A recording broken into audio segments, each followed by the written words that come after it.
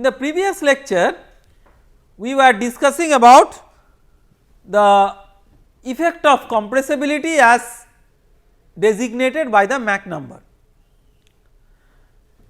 Now the Mach number depends on the sonic speed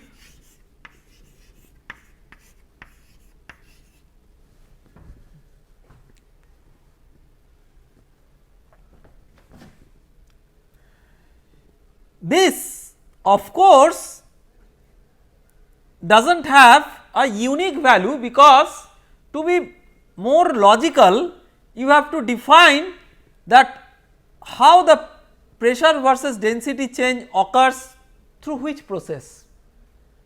So this in a more practical consideration is defined by a process which is called as isentropic process. So we give a subscript S. I will explain you what is isentropic process, because many of you may not have done thermodynamics. So I will explain that a little bit. So this S is called as entropy. So C at constant entropy. Why this is important?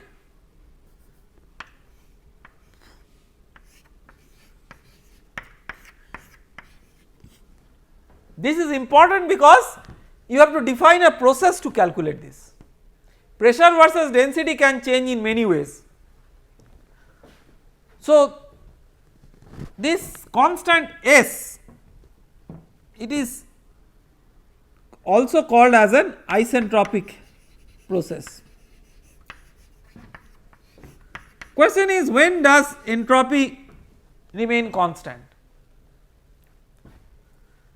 So we consider a process which is reversible and adiabatic.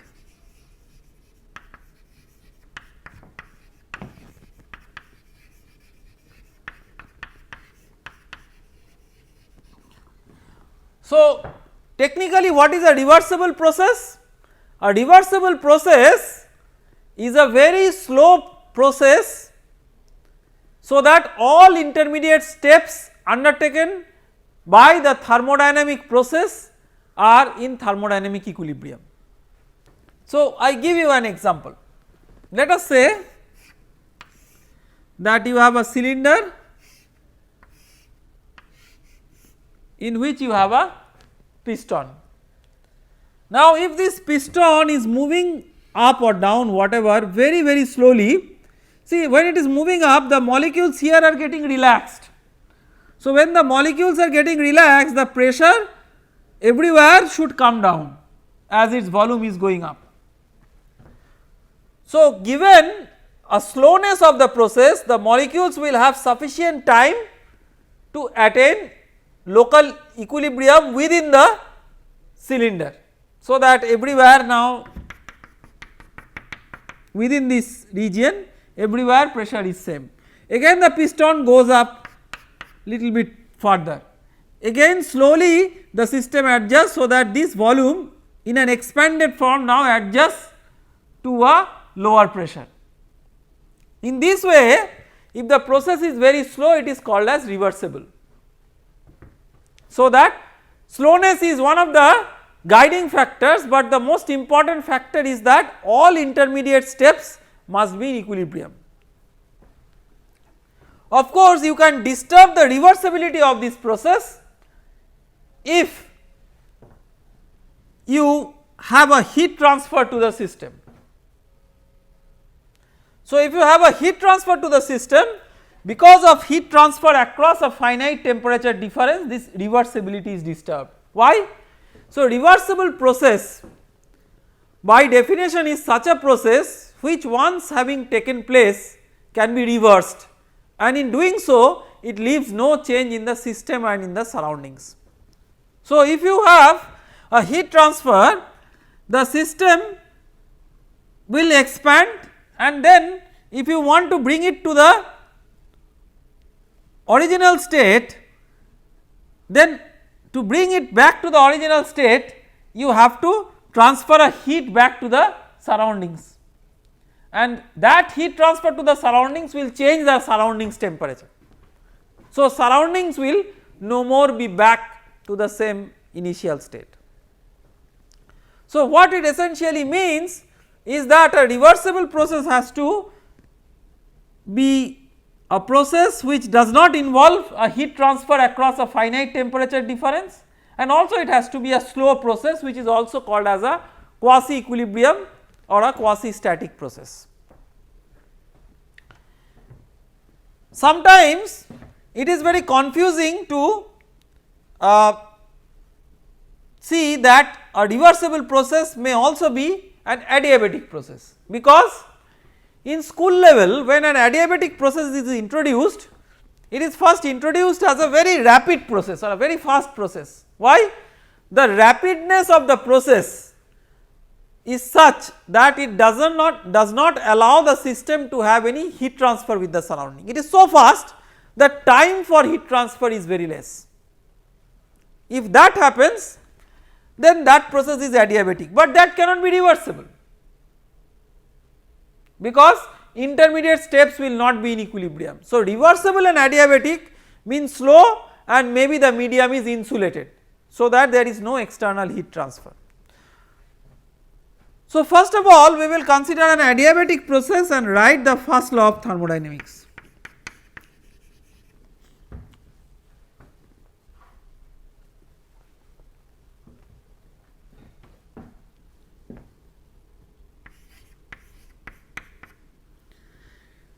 Del Q is equal to du plus del W, but because we have already used u for velocity, so we will write di I for internal energy. This is internal energy,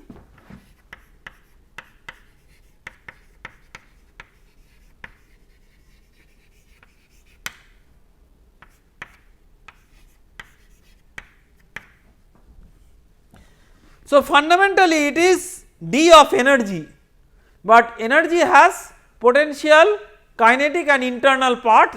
For a process where it is governed by a thermodynamic change, pressure, volume, temperature change, the internal energy change is more important than kinetic energy and potential energy change.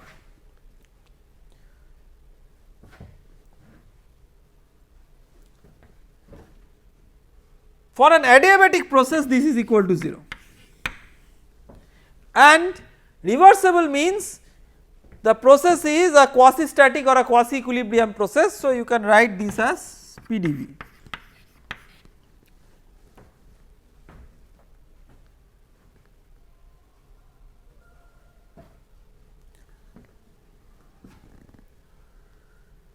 So, this if you divide by mass, then this becomes 0 is equal to, this is d of specific internal energy, so Cv dt plus P d of specific volume. Specific volume is total volume by mass. Also, if it is an ideal gas,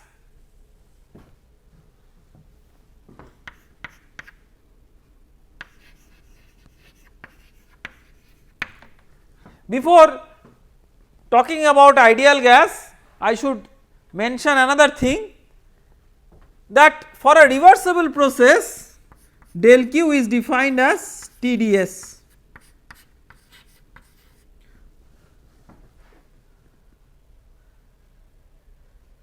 So, if it is reversible and adiabatic, then this tells that this should be 0.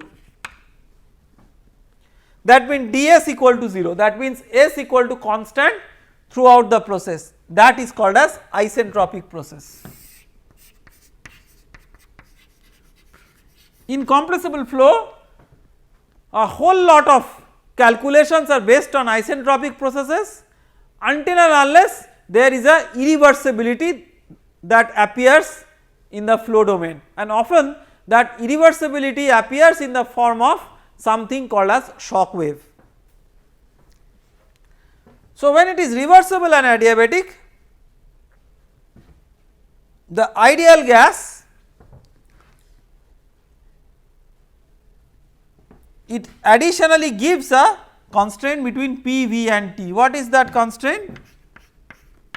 P V is equal to R T.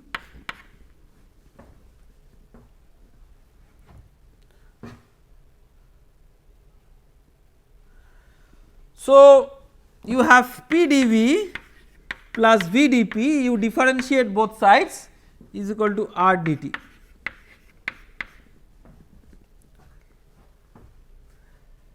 So, for a reversible adiabatic process of an ideal gas, you have 0 equal to, we will now eliminate dt between these two. So, in place of dt we will write P dV plus V dP by R plus P dV. So, you have P dV into CV by R plus 1 plus V dP into CV by R, this is equal to 0. So, P dV into CV plus R is Cp plus V dP into CV equal to 0. So, if you divide both sides by P into V, so dP by P plus Cp by Cv into dV by V, this is equal to 0, dividing both by PV, and Cp by Cv is known as gamma. So, if you now integrate this, ln P plus gamma ln V is equal to constant. That means PV to the power gamma is equal to a constant K.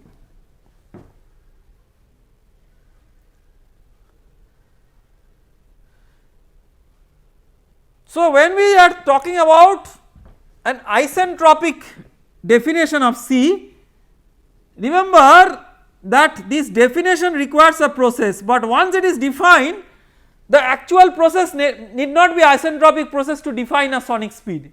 So, the whole idea is that this property relationship is evaluated under isentropic condition, but the physical process that is taking place, that may deviate from an isentropic condition, but still you can use a property which is isentropic process based calculation of sonic speed. So, this is a reference sonic speed calculated based on isentropic process. The actual process may be isentropic or may not be isentropic.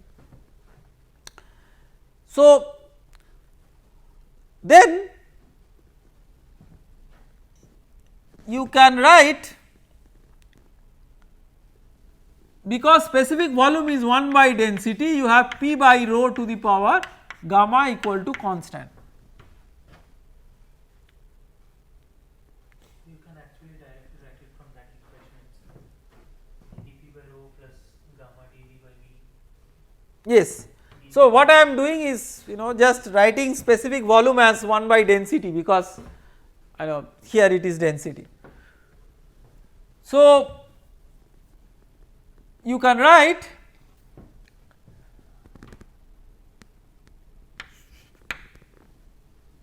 so take log of both sides,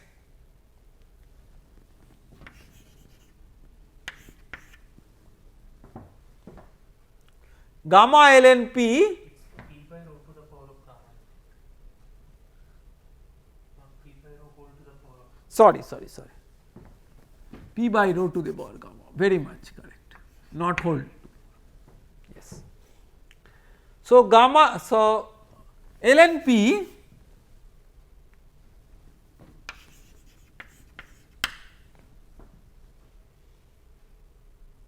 minus gamma ln rho is equal to ln k, right.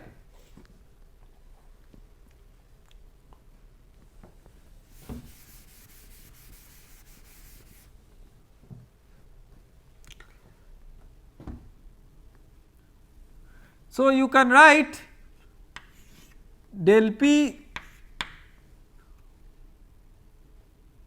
del rho or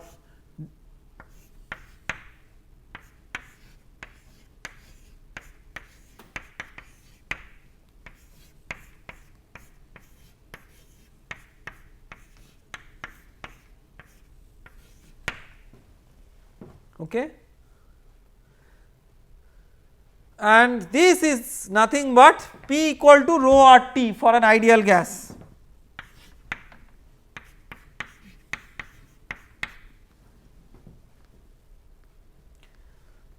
So, Cs for an ideal gas is root over gamma R T. This is a very important result that we will use throughout the calculations in compressible flow. We have to keep in mind again that this is a reference sonic speed calculated based on a perceived isentropic process. The real process may be isentropic, may not be.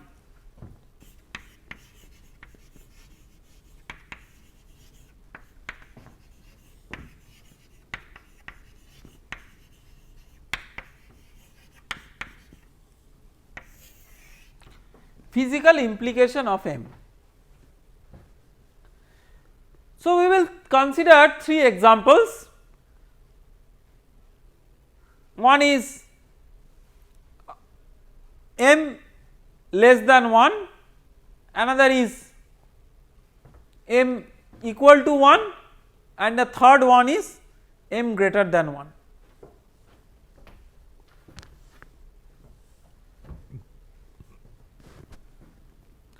So, example 1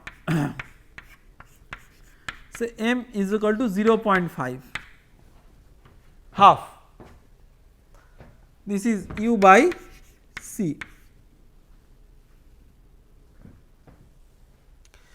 So, let us assume that there is a disturbance that propagates from right to left. At time equal to 0, the source of disturbance is here. So, I should correct my statement a little bit, not the disturbance moving from right to left, source of disturbance is moving from right to left, because disturbance is spread in the form of wave in all directions. It is the source of disturbance that is moving from right to left. So, over a time delta t, how much the source has come? Source is moving with a velocity u. So, u is the velocity of flow relative to the solid body. So, if the fluid is stationary, then velocity of solid body relative to the flow is also u. So, it is just the sign is different, but u is the velocity of the flow relative to the solid body, or it is same as velocity of solid body relative to fluid in terms of magnitude, just their direction is different. Over a time instant 2, this goes again by u delta t, and say over a time instant 3 it goes by a distance again u delta t.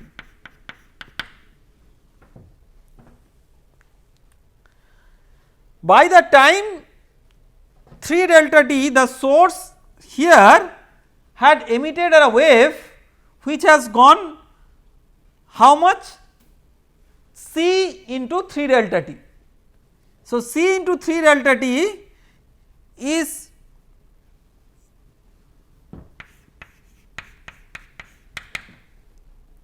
C is equal to 2u, right. So, C into 3 delta t is like u into 6 delta t. So, this much is u into 3 delta t, so another this much. So, something like this. So,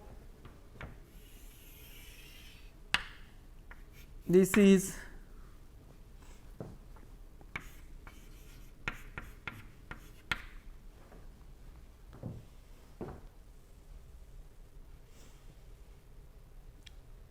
okay. Now,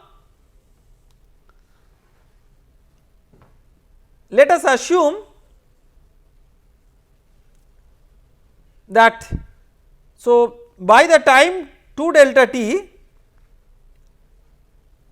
it has gone from position 1 to position 3, by this time the wave emitted by 1, how much it will go? It will go C into 2 delta t. C into 2 delta t means u into 4 delta t. So, this much is 2 delta t, another this much. So,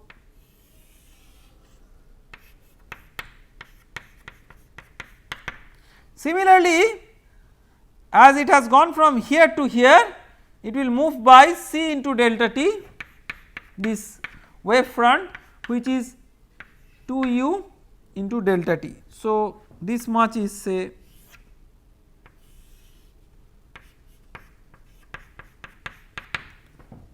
so you see the wave fronts, they are always ahead of the disturbance.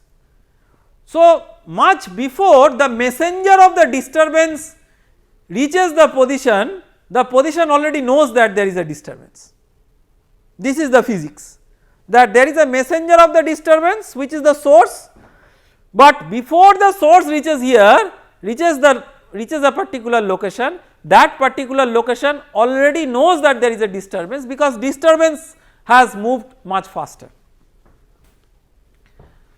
We will consider example 2,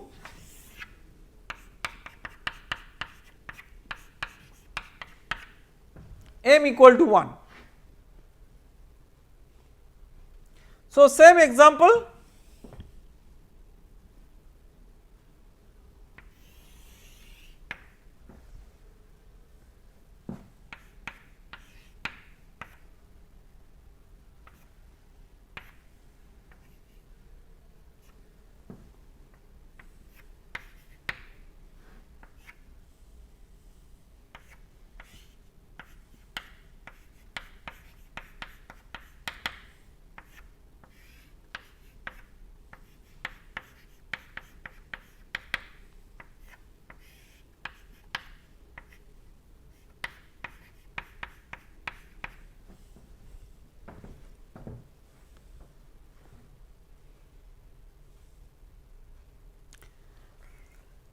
so if m equal to 1, C is equal to u. So, at 3 delta t the wave front has come up to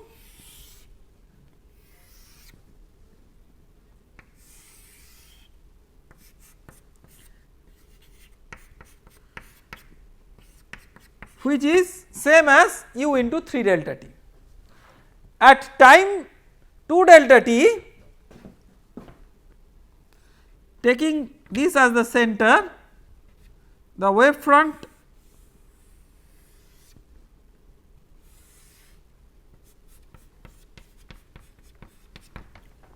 and at time equal to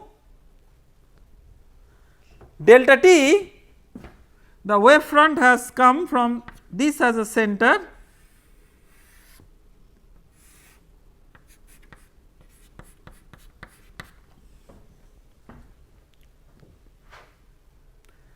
So, we can see that the messenger of the disturbance and the disturbance they are at par.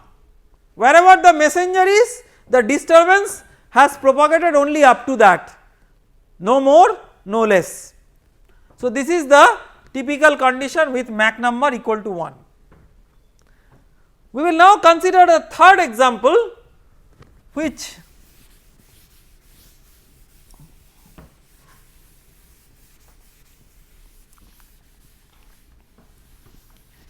is an interesting example. Mach number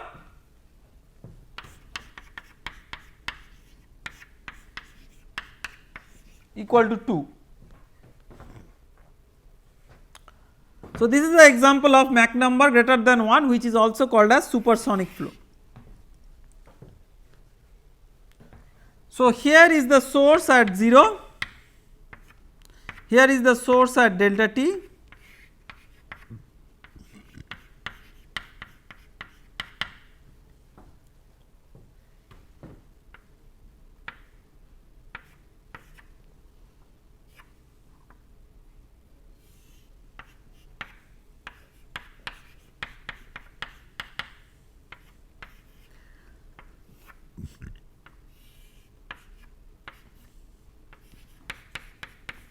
so here is the source at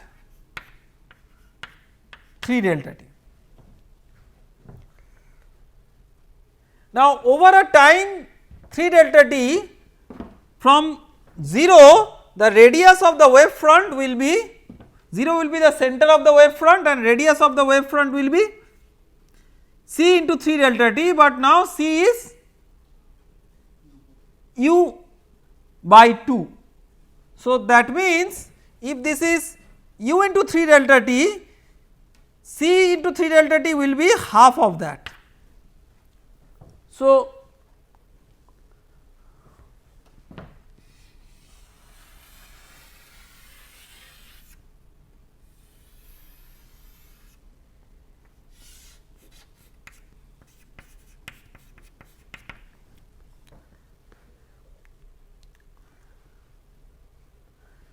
over the time 2 delta t,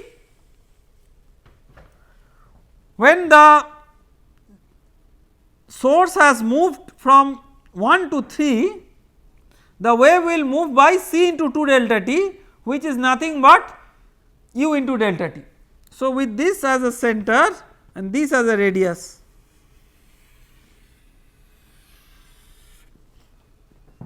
so this is c into 2 delta t. Similarly, when the source has moved by u delta t, the wave has moved by u by 2 delta t.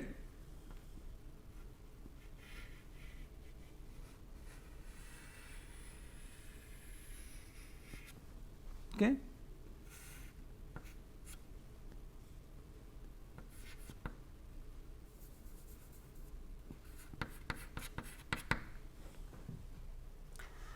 So, you can see that the wave fronts, they are essentially being enveloped by the following two lines.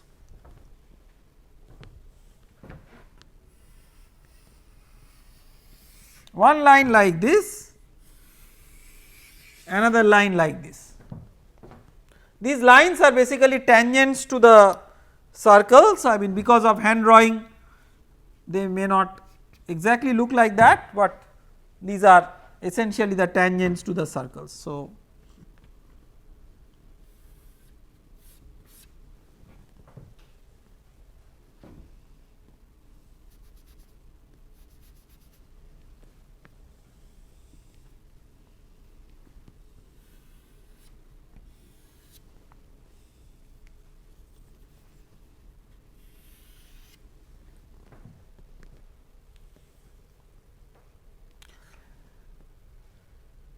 so, in a 3-dimensional space, these lines are sections or edges, to be specific, not sections, edges of a cone, which is also called as a Mach cone, because these are all spherical waves.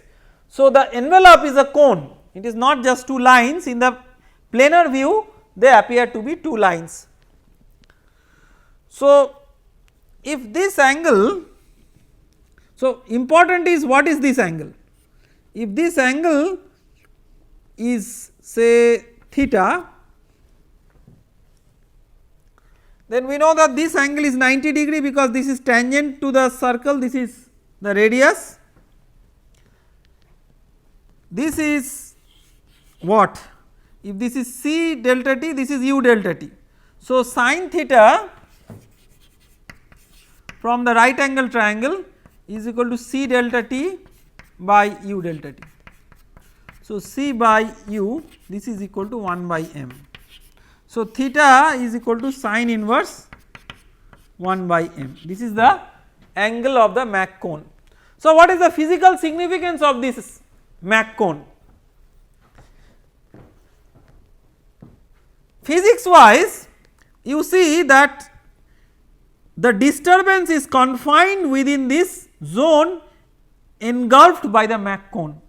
So, outside this zone, it is a zone of silence, it does not understand that there is a disturbance that is propagating, whereas within this zone the disturbance is known. So, the disturbance, it propagates in a medium at a finite speed c. Because of this, if the source is moving at a speed which is much greater than that finite speed, everywhere in the region the fluid does not understand that there is a disturbance. When it can understand? See, look at the expression of C dP d rho. So, if d rho is 0, if there is no change in density, then C will tend to infinity. That means the disturbance will propagate at infinite speed in all possible directions, and that is the hallmark of incompressible flow. Whereas in this case, as the compressibility becomes more and more, the disturbance tends to propagate at a speed which is limited in a sense that the source itself is moving at a very high speed. So, that gives rise to a discontinuity in the medium. So, this discontinuity very interestingly refers to discontinuities in the mathematical solutions of the partial differential equations that represent the propagation of the wave, and these are physically or mathematically called as the characteristics of the differential equation. So, physically these are lines across which there are discontinuities in the solution, and the discontinuity is because there is a zone of disturbance, there is a zone of silence, and because the source is moving at a speed which is phenomenally more than the speed of the wave, there is a region which still does not understand that there is a disturbance. So, we have seen examples of supersonic, subsonic and sonic flow, and we have tried to understand what is the physics that demarcates these corresponding conditions. We will continue in the next lecture. Thank you.